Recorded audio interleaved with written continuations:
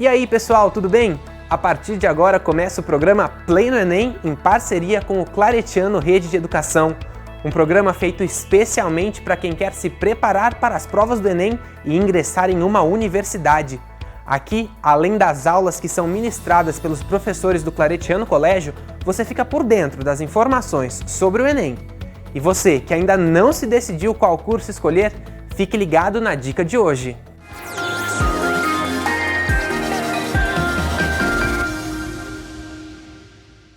Olá, sou o professor Dr. Alexandre Cruz, docente do Claretiano Centro Universitário de Rio Claro, no curso de graduação em Pedagogia, licenciatura. Um curso que prepara um profissional para atuar como professor na educação básica, especialmente na educação infantil e no ensino fundamental, anos iniciais. Pode ser ainda coordenador pedagógico e diretor de escola. Para tanto, alguém que contribui de modo essencial no processo de aprendizagem de todas as pessoas e, por consequência, pode ter um papel imprescindível na construção de um mundo melhor. Para além da escola, o pedagogo tem condições de atuar em empresas como responsável por programas de capacitação e atualização corporativa, em hospitais, em organizações sociais, em espaços públicos e privados, na elaboração e concretização de projetos educativos e formativos. Num país onde a educação é um grande desafio e carente de muitos professores, o pedagogo tem um imenso mercado de trabalho que vai desde as possibilidades oferecidas por inúmeros concursos públicos, sejam municipais, estaduais e federais. Passa pela carreira docente na educação superior. Tem ainda múltiplas vagas em empresas, hospitais, organizações não governamentais, entre outras, com experiências de interações e vivências. O curso Graduação em Pedagogia Licenciatura do Claretiano Centro Universitário de Rio Claro oferece uma ampla, oportuna possibilidade para todos aqueles que desejam uma profissão, além de promissora, queiram contribuir de modo decisivo na construção de uma sociedade mais justa, igualitária e humana.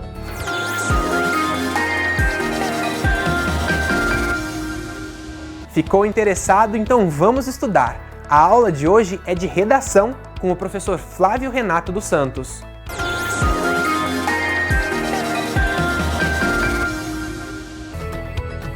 Fala galerinha do Play no Enem, aqui é o professor Flávio novamente com vocês. Estou aqui hoje para falar de redação, sou do Claretiano Rede de Educação e hoje a gente vai falar da tão temida redação.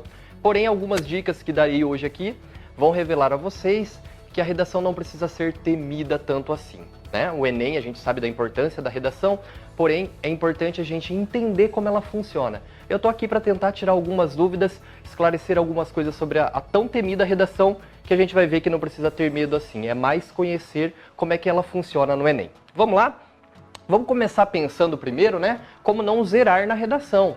Então é importante saber algumas coisas, porque de repente a gente tem alguns hábitos na nossa escrita e aí o Enem vai exigir outra relação com o texto. Então a primeira coisa, né, mais de 7 linhas escritas. Se tiver menos que 7 linhas, nossa redação nem será corrigida. O texto em língua portuguesa, obviamente, nós estamos no Brasil, nossa língua oficial, a não ser os que têm, né, o acesso a Libras, né, que precisam da Libras, aí é uma outra prova. Produção própria do participante, devemos tomar cuidado com isso, porque a gente tem textos de apoio. Os textos de apoio são para nós conhecermos o tema, não para copiarmos trechos. Os trechos copiados, eles são descartados, e aí a gente tem que tomar cuidado, porque de repente a nossa redação nem será lida. O tema deve estar completo, a gente tem que tomar cuidado, e o tipo de texto também, cuidado, porque muitas vezes a gente começa a contar uma história, né? História de pessoas que não vão ao cinema, e aí se torna um texto narrativo, e não um texto dissertativo argumentativo, que é aquele que a gente vai dar a opinião e vai defender a nossa opinião. E por último, esse último item que eu coloco para vocês, tem que tomar muito cuidado. Nós temos algumas práticas, muitas vezes, que elas devem ser evitadas para não zerar nossa redação. A primeira delas, nenhum tipo de desenho. Emoji, por exemplo, que algumas pessoas gostam de colocar, isso zera uma redação. Impropério, cuidado com as palavras, né? Palavras de baixo calão, obviamente, não devem aparecer, porque elas vão zerar sua redação. Identificação, né? Não assinar em nenhuma hipótese o texto. Dentro do texto não pode ter seu nome, no final do texto também não pode ter seu nome. Então tem que tomar cuidado com isso. E recadinho, né? Algumas pessoas têm o hábito de dizer, olha, não fui muito bem nessa prova, o tema estava muito difícil. Não escreva. Você não sensibilizará o corretor e pior, sua nota será 0. Vamos ver agora, vamos conhecer agora a prova no próximo slide aqui, e aí a gente vai entender que essa prova ela vai ser olhada pelos corretores por meio de 5 competências. São 5 competências que você tem que ter para realizar bem essa prova. A primeira, ela envolve o domínio da nossa língua portuguesa. E aí eu coloco esse primeiro slide aqui para a gente ter uma atenção em algumas questões de estrutura sintática. Então o que a gente tem que olhar sintaticamente para o nosso texto e executar muito bem? Primeiro, períodos truncados. Cuidado com as frases que você vai escrever. Olha se elas não estão truncadas, se elas não estão justapostas, as orações, sabe, ligadas por vírgula, um parágrafo de 5, 6 linhas, com várias vírgulas, com várias orações. Tome cuidado com isso. É preciso dividir o parágrafo em períodos. Tem que tomar cuidado com aquele parágrafo grande de 5, 7 linhas. O parágrafo tem que ser grande mesmo, mas ele tem que ter uma letra maiúscula, um ponto final, começa com uma outra letra maiúscula, outro ponto final, começa com outra letra maiúscula e outro ponto final. 3 períodos, 4 períodos. Não pode ser um parágrafo em que eu vou colocando vírgula e aí vou colocando justapostas várias orações, várias frases. Para terminar, falando dessa questão da estrutura sintática ainda, tomar cuidado com duplicação de palavras, às vezes escreve a mesma palavra 2 vezes, falta alguma palavra, então precisa reler com atenção para observar esses elementos. No próximo slide, nós vamos ver que há também, né, nessa avaliação ainda do seu domínio da língua portuguesa, há também a observação dos desvios. A gente tem que respeitar as convenções da escrita, né? Então é preciso conhecer a ortografia, acentuação, uso de letras maiúsculas para nomes próprios, começo de parágrafo e outros usos da letra maiúscula. A gente tem que dominar tudo isso. Dominar a gramática, a regência, a concordância, né? O verbo concordando com o sujeito, enfim, é muita coisa para falar aqui. Estou falando de uma maneira mais geral. Escolha do registro, né? Questões de informalidade, marca de oralidade. Cuidado, tem gente que acha que se colocar entre aspas, tudo bem. Aquilo que para você é normal na fala, o texto eu vou ter que buscar uma outra palavra que é um termo mais formal, né? E eu não vou usar nada que seja gíria, entre aspas, porque você vai ser penalizado no Enem. E as escolhas lexicais imprecisas. Se eu não domino muito bem uma palavra, eu não vou utilizá-la. Eu utilizo uma outra palavra, né? Eu vou buscar um outro termo, um outro vocábulo que eu domino melhor. Agora nós vamos ver a segunda competência. A segunda competência, se a primeira tratou da questão do domínio da língua portuguesa, a segunda ela vai tratar do tema e do gênero dissertativo argumentativo. Sobre o tema, o que é importante a gente perceber? A primeira coisa aqui, ó, abordagem completa do tema e não tangenciar, para que o texto, né, fique, que ele flua melhor, né, que o leitor consiga ler meu texto e se agrade com o texto que ele está lendo ali. Prestem atenção na frase do tema. A frase tem que estar completa na hora da discussão. Essa competência também trata do texto dissertativo argumentativo. O que é esse texto dissertativo argumentativo? É aquele que eu opino e defendo as minhas ideias, né? Então eu vou fazer afirmações e eu vou dizer por que eu estou afirmando aquilo. E aí, gente, a gente tem que tomar cuidado com essas partes embrionárias também. O que são partes embrionárias? O texto, ele tem introdução, texto dissertativo argumentativo, ele tem uma introdução, ele tem a argumentação e ele tem a conclusão. No mínimo 3 partes. E essas 3 partes devem ser bem desenvolvidas. Isso não significa que são 3 parágrafos. Eu posso ter 5, por exemplo, 4 parágrafos, mas tem que ser bem desenvolvido. Não existem parágrafos com 2 linhas, com 3 linhas. É muito pouco para eu desenvolver meu raciocínio. Isso prejudica muito a minha nota. Tem que ser bem desenvolvido. E um último cuidado que eu peço para ter aqui são os traços constantes de outros textos. Tem que tomar cuidado. Um último cuidado no próximo slide que a gente tem que ter é em relação ao repertório, né? A gente fica sempre preocupado, tem que citar alguém, tem que citar alguma coisa. Não é tão difícil assim, vamos prestar atenção aqui. Um tipo de repertório mais simples é o baseado nos textos motivadores. A gente não deve copiar, mas a gente pode usar a informação que esteja ali. Mas essa informação não é tão valorizada pelo Enem, é menos valorizada. A gente pode usar o que a gente chama de repertório não legitimado. O que é isso? São informações, fatos que eu saiba, mas não tenho uma referência, né? Eu tenho um exemplo, eu tenho um fato que eu conheço, eu vou trazer no meu texto. Agora, o mais importante é o último item, que é o chamado repertório legitimado. Cito a referência e essa referência dialoga com aquilo que eu sei. É isso que vai valorizar seu texto. Então essa é a competência 2. Vamos para a 3 ali.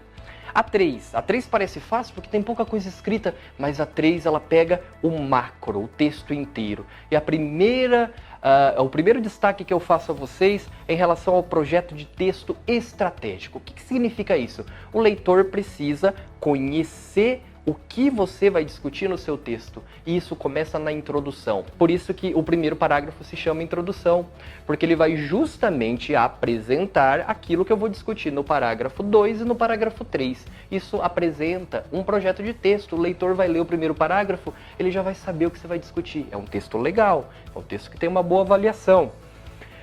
Todas as informações devem ser bem desenvolvidas. Eu não posso fazer nenhuma afirmação porque eu acho e não provar para o meu leitor. Eu vou ter que dar exemplos, eu vou ter que fazer citações, eu não posso apenas afirmar, eu não posso apenas apresentar a minha opinião. Eu vou ter que convencer o meu leitor daquilo. Então eu não posso deixar nenhuma informação solta. Vamos conhecer a quarta competência agora, competência número 4. Ela vai cuidar dos mecanismos linguísticos que ligam as informações, tanto entre o parágrafo, dentro do parágrafo, como entre os parágrafos também. Primeira questão que é importante observar nessa competência. Um texto tem que ser dividido em parágrafos, não pode ser um blocão com um parágrafo só. Eu costumo recomendar 4 parágrafos por conta do tamanho do texto, 30 linhas ali, né? Um texto com parágrafos de 6, 7, 8 linhas cada um. É legal pensar assim, mas não tem um formato fixo. Vocês podem, né, variar bastante. Divisão em parágrafos, então. Sempre pensar que nós vamos ter que ligar as informações. Então, dentro de um parágrafo tem que ter elemento coesivo. Daqui a pouquinho, na próxima tela, eu vou mostrar para vocês esses elementos coesivos. Entre os parágrafos também, né, no começo de cada parágrafo tem que ter um elemento coesivo. Uma palavrinha que vai ligar o primeiro parágrafo ao segundo parágrafo, ao terceiro parágrafo. E para terminar, pessoal, esses elementos coesivos têm que ser diversificados, não podem ser repetidos e têm que ser usados da maneira correta. Não adianta eu usar um portanto quando eu deveria usar um porém. Esse é um erro grave aí de elemento coesivo. Na próxima tela eu coloco um exemplo do que seria o nosso texto usando bem os elementos coesivos. Olha que legal. Em rosa está aí para vocês os elementos coesivos no começo dos parágrafos. Então, diante desse cenário, olha, ele já ligou a informação do segundo parágrafo ao primeiro parágrafo. No terceiro parágrafo ele começa com por outro lado, ou seja, ligou a informação do segundo parágrafo ao terceiro. E ele vai concluir, ele conclui começando com um portanto. Isso, fazendo assim, começando os parágrafos dessa forma, vocês aumentam muito a nota de vocês na redação. E olha dentro do parágrafo em azul agora, esse texto, então veja, essa informação está se referindo a algo anterior, entretanto, uma ideia contrária, o embora no segundo parágrafo, o embora é uma ideia de concessão, então veja que eu estou usando elementos coesivos em todos os parágrafos dentro deles. Isso vale muita nota no Enem, é muito importante que seja usado. E aí, então a gente pensou na introdução, pensou no meio ali, que são os 2 parágrafos de argumentação. Vamos para o próximo slide para pensar no final da redação. Como é que a gente conclui? Com uma proposta de intervenção que respeite os direitos humanos. E o que a gente tem que fazer nesse final, né? De acordo com tudo que a gente discutiu ali no texto, a gente tem que elaborar uma solução. Como é que a gente elabora uma solução? Pensando em 5 elementos. O primeiro é o agente. Quem vai fazer uma ação? quem vai executar? Governo federal, as escolas, eu penso no quem. Eu penso numa ação, o que as escolas podem fazer? As escolas podem propor o cinema na sala de aula, então é uma proposta. Então eu penso numa ação. Eu penso num modo, como as escolas podem fazer isso? Por meio do apoio do Ministério X. Então eu coloco essa expressão por meio de, né? E aí eu vou dizer o meio. Vou dizer também o efeito, quer dizer, o que isso vai gerar, qual é o resultado. Então veja, eu digo para quê. E o quinto e último elemento é o detalhe. Eu apresentar uma informação acessória, eu apresentar uma explicação, uma informação acrescida a esses elementos que são agente, a ação, o meio ou o efeito. Isso vai fazer com que a redação seja 1000 no Enem. Estou brincando com vocês, é muito complicado a gente ter a redação 1000 no Enem, mas essas dicas que nós trouxemos hoje, elas são importantíssimas para que o desempenho de vocês da redação seja muito positivo e a redação deixe de ser um mito para que se torne uma realidade para vocês. Espero ter ajudado vocês e até a próxima. Valeu! E olha, se você ainda tem alguma dúvida, você pode acessar a página do participante que você encontra tudo por lá, viu? Por hoje é só, mas amanhã tem mais aulas aqui para você.